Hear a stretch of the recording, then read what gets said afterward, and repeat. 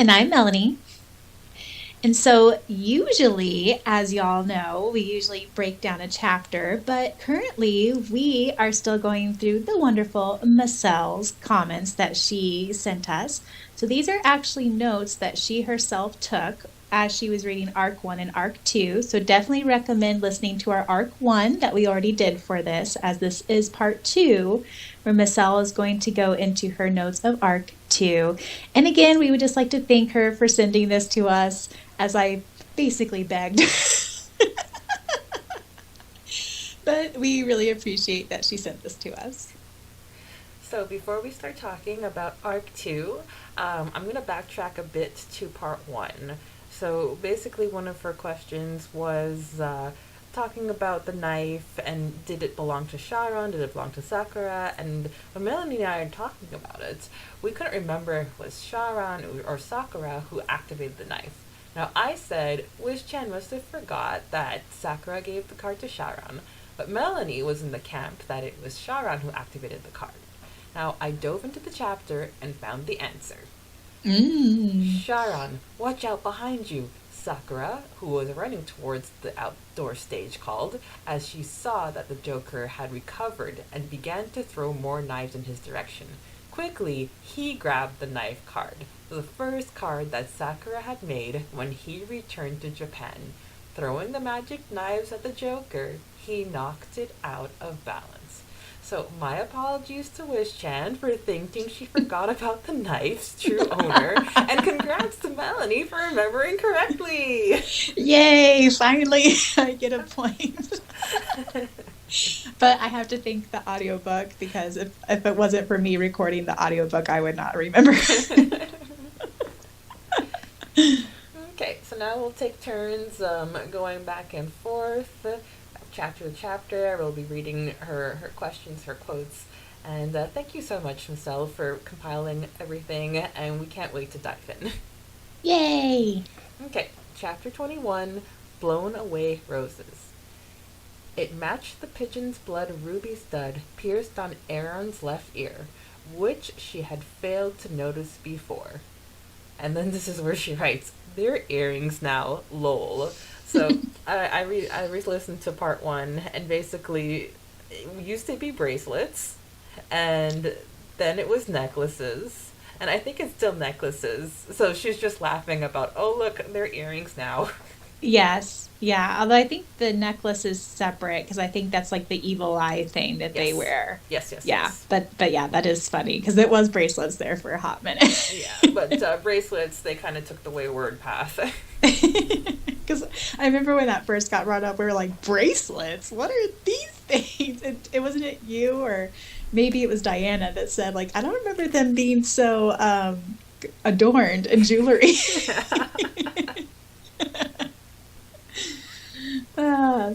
So next up we have chapter 22, No More Solitude, and Mesel says, so she is quoting, "I have no control over myself and what happens around me. I feel like I'm living in a maze, and I'm running through a maze, a nasty illusion. Every day I wonder if I'm only a puppet controlled by a greater force."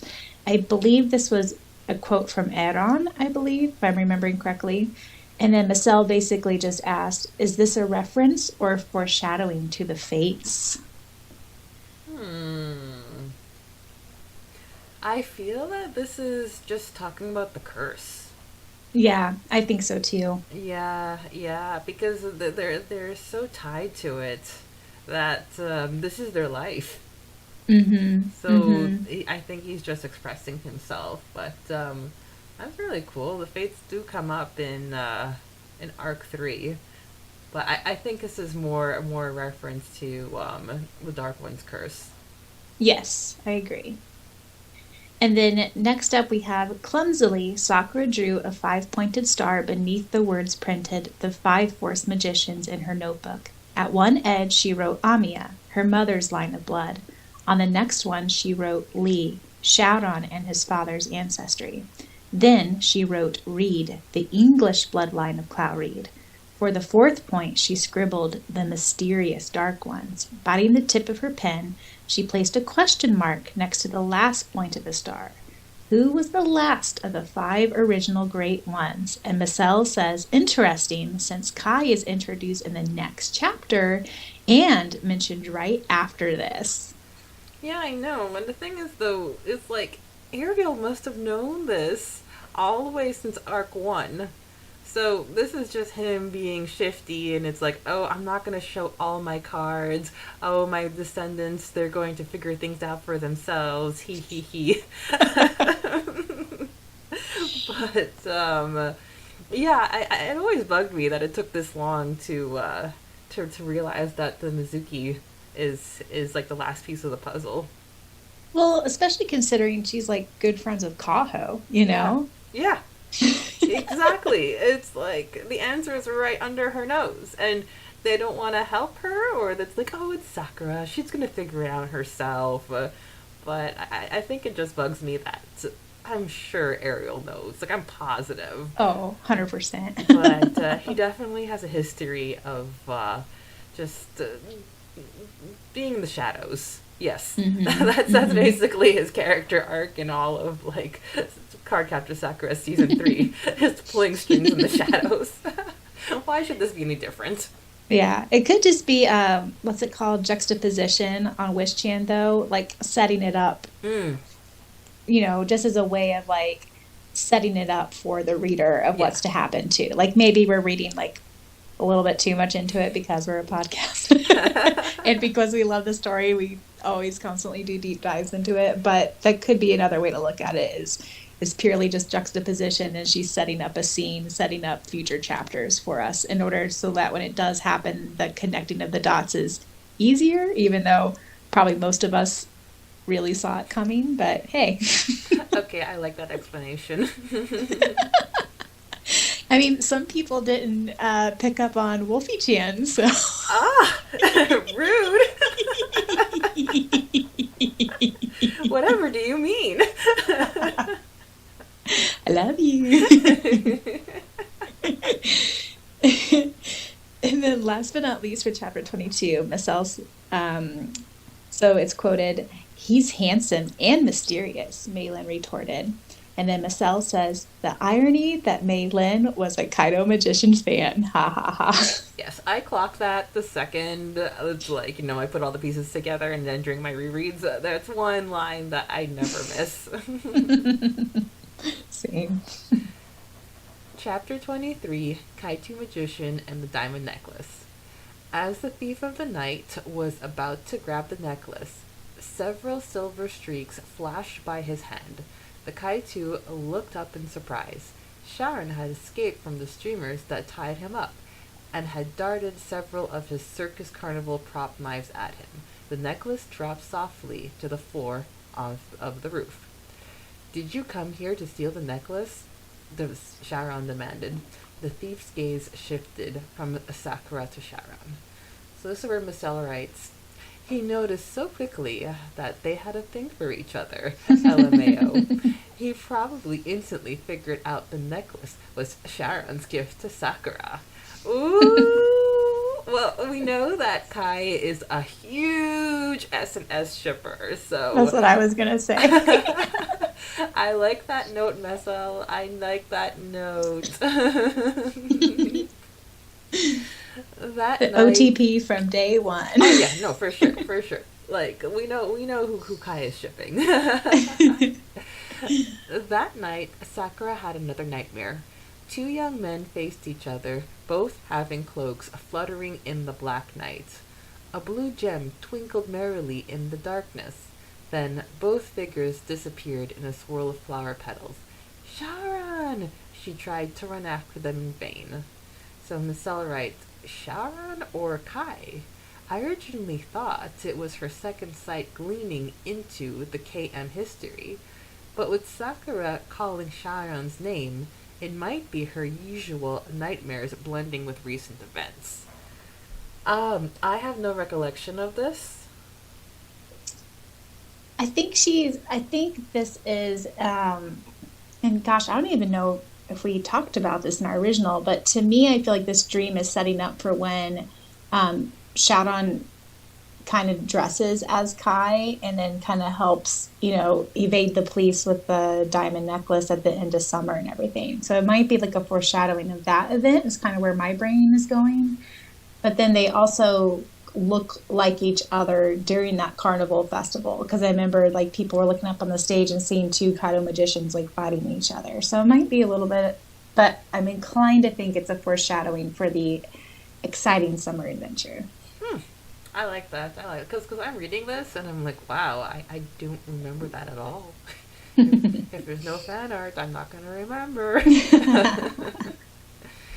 uh, okay, the quote is, Yet, why did his heart ache so? Was it possibly loneliness? Quickly, he brushed away the feeling. He only got to his position by being cold, calculating, and plotting. This left no room for anything else, not even his own feelings. And then Mesel just writes, Kai! Now, Aww. I forgot that this was the chapter 23, and as I was reading this, I kind of felt this was Sharon's POV.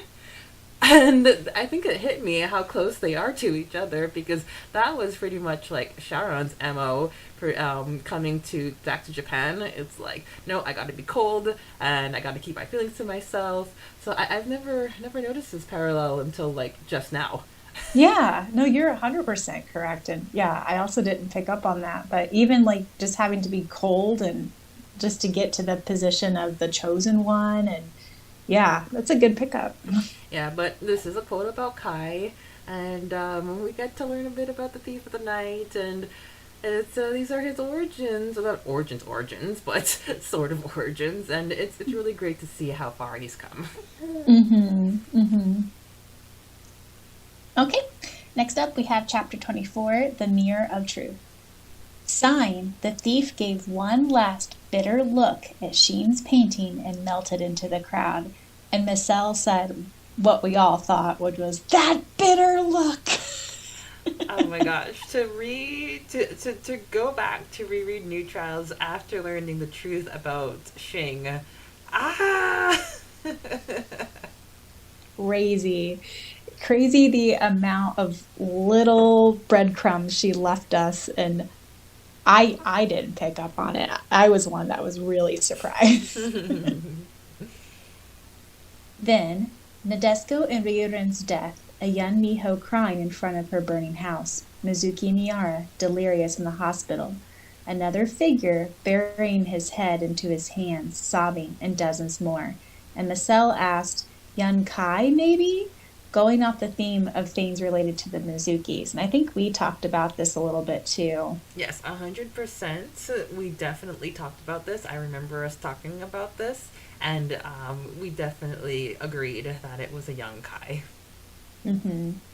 I think we also said it might be the original Kaido magician as well, I think is what we also said. Yeah, for sure.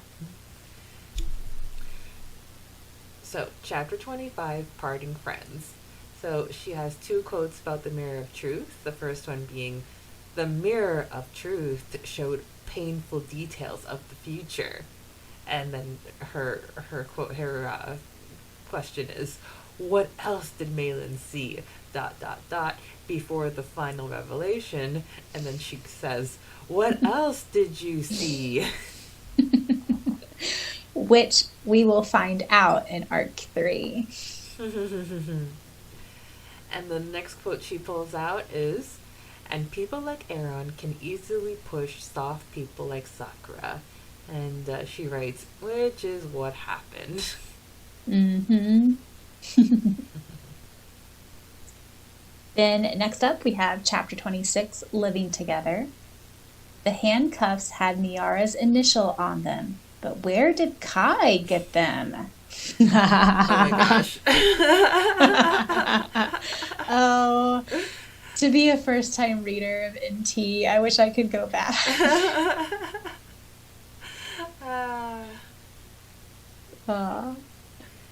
So, moving on to chapter 27, Galloping Through the Thundercloud, the quote is, Sharon, don't fall in the trap I did. You're good inside. I know it. Don't ever give in.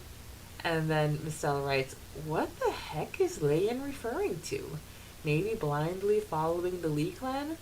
Why specifically mention that Sharon is a good person?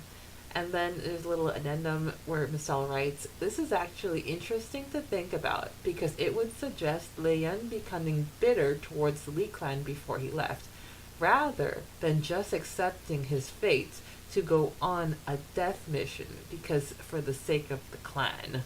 Huh. Yeah, I think it's mentioned in arc 4, I want to say, but it was definitely having to do with his father, his evil, evil, evil father. He's so the next quote is, "He's just like Riordan." No. And Mesel says, "First clue that Riordan and Leon went on the same mission." Ha! Mm-hmm. Ha! I don't think I picked up on that. And then the quote is, "Till this day, no one gave me the specifics of how exactly Leon died, except that he was defeated by an evil force." Mesel writes, "Some bullshit that elders came up with, both to hide the true mission and to make Leon's supposed death more heroic." I'm like, yeah, it sounds like they would spin it that way. I'm giggling over you saying bullshit. For those who don't know, I don't really swear a lot. And Melanie is quite kind. When we hang out together, she doesn't swear at all. But then as soon as you insert, like, her friends or more people in, she's, like, cussing back and forth. And I'm like, oh. I saw that this had a cuss word coming up, and I was like, I can't wait. I mean, I don't cuss like a sailor by any stretch, but I definitely do have a potty mouth. But oh my god, sorry. Okay, to get back on topic, though, like I have to read it convincingly. Oh my gosh. So back in high school, I did not swear at all. And then we had to read a book. I think it was of Mice and Men. Yes. And we all took turns reading out loud. And there was this one character who went on this rant and kept calling people son of a bitch, son of a bitch, son of a bitch. And I never swore. And I wasn't going to start swearing. So I was reading aloud to the class. And then it's like, blah, blah, blah, son of a bitch, son of a bitch. I can hear people giggling. Because I was determined to not swear. Because I was a good girl. So, question. Okay, sorry guys. I know we're getting so off topic, but will you say like merde or anything like that even? No, I'm not francophone. Okay, but I didn't know if like cussing in French is different, No, I'm just not francophone. What Melanie's referring to, so she came to visit me in Montreal, and she and Pete saw these T-shirts with the word merde on it, and then they're like wondering what it was, and then we were gonna meet up at my mother's place, and then Melanie's like, "Oh, I'm gonna ask," and Pete's like, "I think that's a bad word, and you shouldn't talk about bad words at her mom's place." And then I was like, "Oh, that's okay." And me being the Gryffindor, I'm just like, I just plow ahead. And I'm like, "Melanie, you know what? It wasn't meld. It was another word. It was tabernacle." So so it wasn't meld. It was tabernacle. So basically, Melanie's like, "I'm gonna ask," and Pete's like, "Are you sure you want to do that?" The one instance where my husband was right and I was wrong. Luckily, Preya's mother loves me. Okay, so to go back to Mesel, yes, history is written by the winners, and in this case, by the great elders, and whatever they say goes, and they definitely don't want to question, they don't have people to question what really went on with Leon, so yeah, that's the story they spun, and they're sticking with it. Mm-hmm. So then next up we have chapter 29, Never Want You to Hurt. Don't go beyond your powers. This card, the heal, draws the power from your own body to heal someone else. A little amount is okay since you do have the ability. Yet, if you aren't careful, you can go beyond your limit and the results can be catastrophic. And Mesel says, again, like we all thought, foreshadowing like no other. Yeah, I can't comment on this. We touched on Subaru in the last, like the part one, and it's just breaking our hearts. It's like, no, we're not ready to talk about this. No, no. Now for chapter 30, The Lone Thief of the Night. The quote is, "Well, once I figured the police were on my track, I knew I had to get out of Hong Kong. Mei Lin was really helpful in smuggling me out. I never knew that the Lees had that much influential power in government, high officials, and such," the thief continued. Mesel says, "Is Kai just saying that? Or did he really not realize how deep the Lees had people in their pockets?" I think he's just saying that because we know that he did his thorough research on Sakura and her friends, and I think he just doesn't want to show his cards. Yeah, I could see that, but then I could also see him like thinking he knew everything, but then seeing the real depths of it, and then him being like, "Oh, okay." But I mean, I could see both. I could Yeah, definitely see both. it's like gotta update my database. Yeah, And then but next up, oh, sorry. oh no, I'm just still on it. I'm just like thinking because it's true. It's like to a certain extent you think you know your government, but then it's like we don't really know what's going on in our own government. It's only when we watch TV and like the fictional worlds, and then you get to go behind the scenes and you get to follow the characters, and you have to wonder, well, how far is that from reality? I can't even talk politics right now. We are post-election in the United States. I can't. Ugh. So then next up we have chapter 31, Unraveled Secrets. Room 603 then, any luggage? And Mesel says that can't be coincidence, LOL. And I'm pretty sure you and I did not pick up on this at all. Probably not. Like I now that it's like in my face, I can see it's like, oh, look at 603, and it's Wish Chan's magic number. But no, I probably went right over my head. I know it.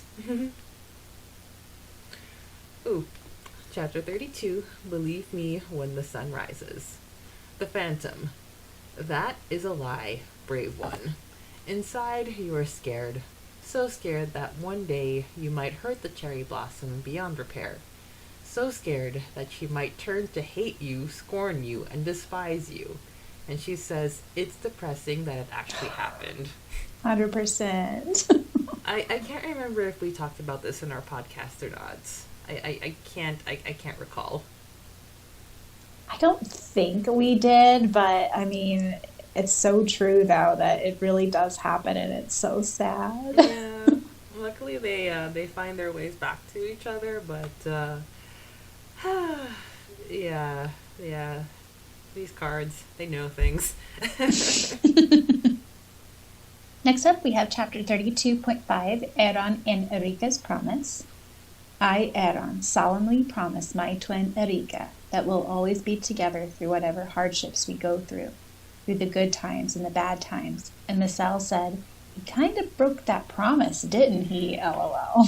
Ouch. Well, the thing is, though, sometimes promises stops you from self-growth, and being tethered in the dark side wasn't Aaron's path, and he can't have it both ways.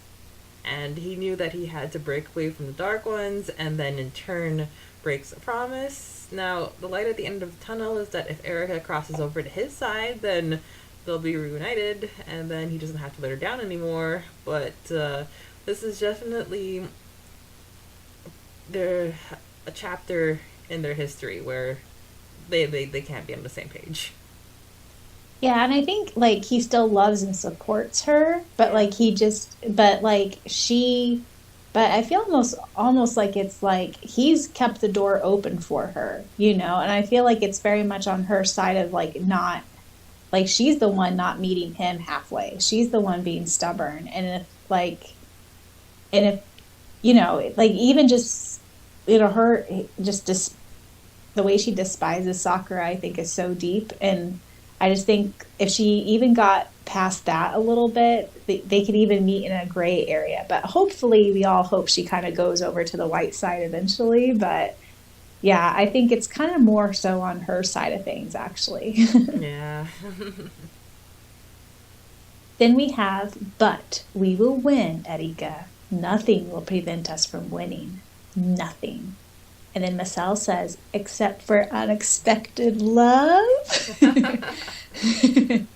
Winning is relative, though, and may not be what they originally expected. I like that. Very, very true. Okay, following that, we have chapter 33, Finding You.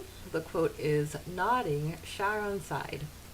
I was supposed to use my wind ufuera to slow down the impact when I jumped, but I lost control because I guess I was being careless. I banged my head. Oh, and this is where Mesel writes, early signs of the wave? Since when is Sharon careless? I like that. Well, we actually talked about this in the podcast because I mentioned that as well. I was like, I think this is an early sign of like the wave, like, sucking his powers from him. So, and that's exactly where the wave was in their summer adventure. Yes. Very, very nice. That went over my head. So very good, girls. Very good. A sort of second instinct informed Sharon that it wasn't likely that the ruby was indeed one of the 5 forest treasures. Yet, all the same, there was some sort of special power sealed into the locket. And this is where Mesel writes, hint that the ruby is the same as the 5 forest earrings. I always forget that. Always. Like, even when you read it, I was like, oh. And then... yeah, I remember. The next quote is, paying no heed to him, Sakura had knelt on the floor and picked up the pretty white gold locket. To her surprise, it had opened in half, and inside there was a tiny photo fitted inside the locket frame. Mesel writes, it blows my mind sometimes that Sakura knew Kai's identity from almost the beginning. Yep, but we talked about this in the podcast. We talked about, Ariel is good at keeping cards close to his chest. Oh, Kai is really good at not telling the whole story. Oh, it looks like Sakura is joining their club.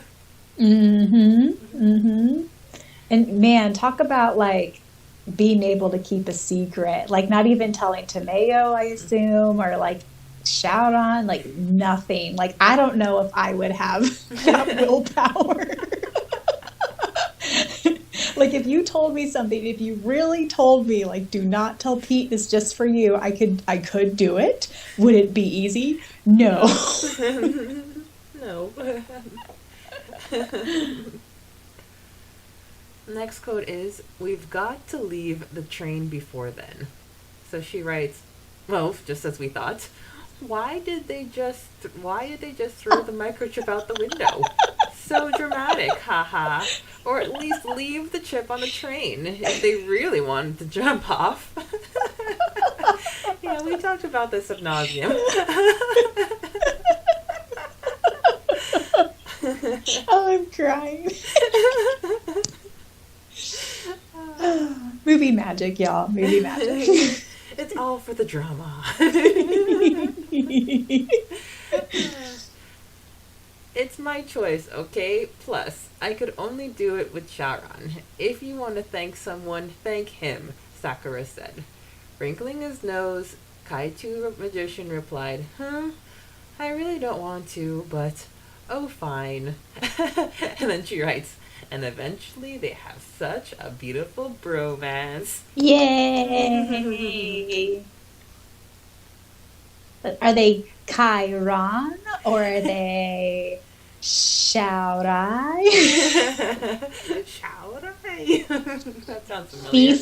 Thief wolf. Wolf thief. Anyway. The next up we have chapter 34, Beyond the Widest Ocean. Miho stated calmly, I came to Japan to find my brother. the brother who left home so many years ago. Sakura, Tomeo, and Sharon both looked up surprised. Your brother? Sakura whispered. Mesel says, I wonder if Sakura didn't necessarily put two and two together for Kai's real identity until Miho mentioned she was looking for her brother, or if she immediately connected the dots after seeing the photo in the locket. I think because Miho's in the picture with her brother, she was able to put two and two together. Because even though Nikkei looks so different than Kaiju Magician, it's like, okay, fine. I probably wouldn't have connected the dots, but Miho didn't really change much, so I'd like to think that let's say she may have had her inklings, and then when Miho said that, she's like, okay, this confirms it.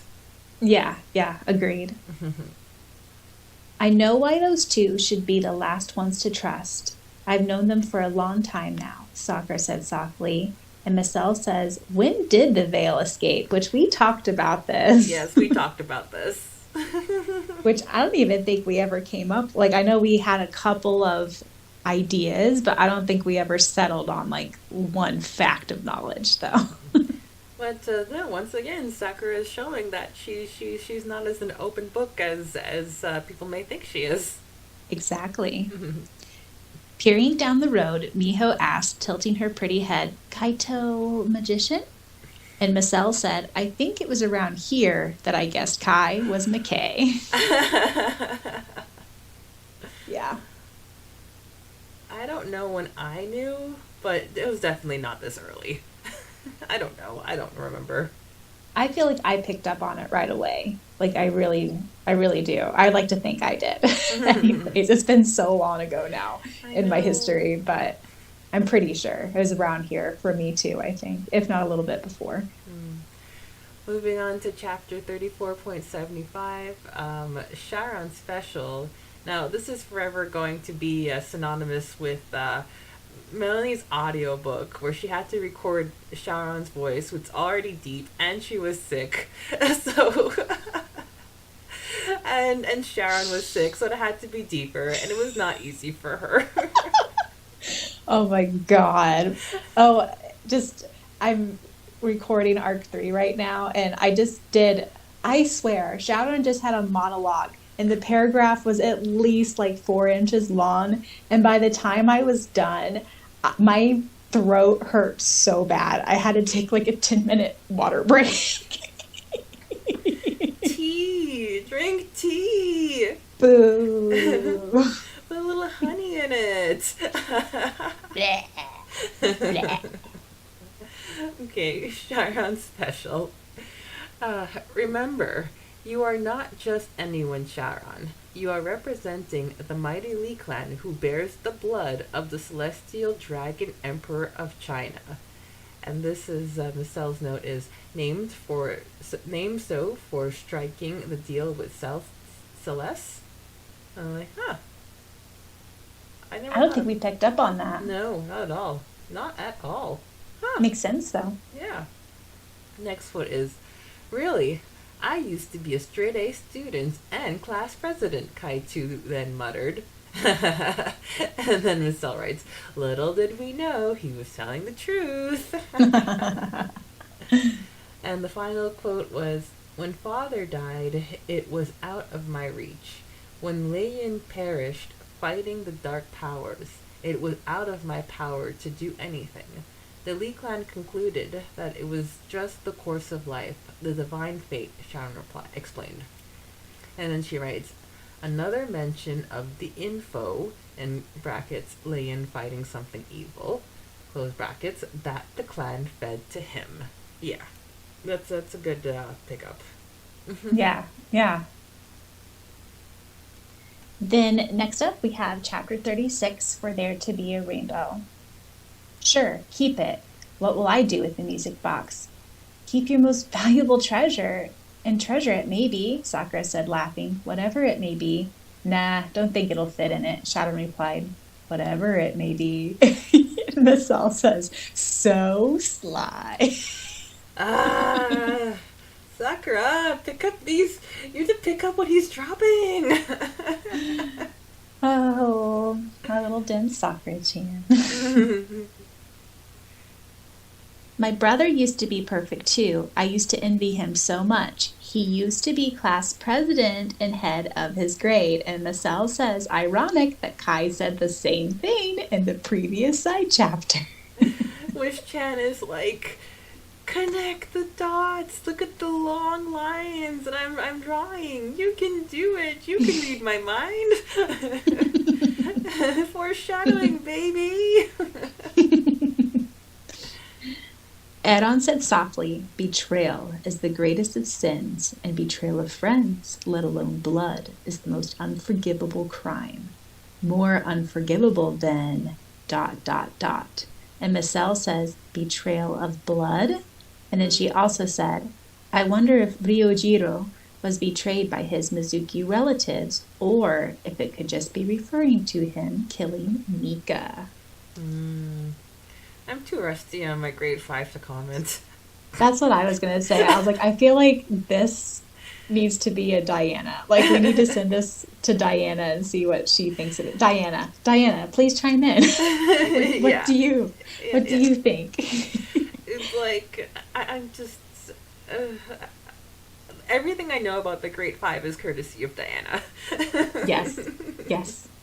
But I do agree with her first point that I do agree that he's probably mentioning betrayal of blood is the worst type of betrayal. Because, I mean, definitely that makes sense. But as far as going into the Great 5 lore and Mika and all that, that's Diana girl, comment below.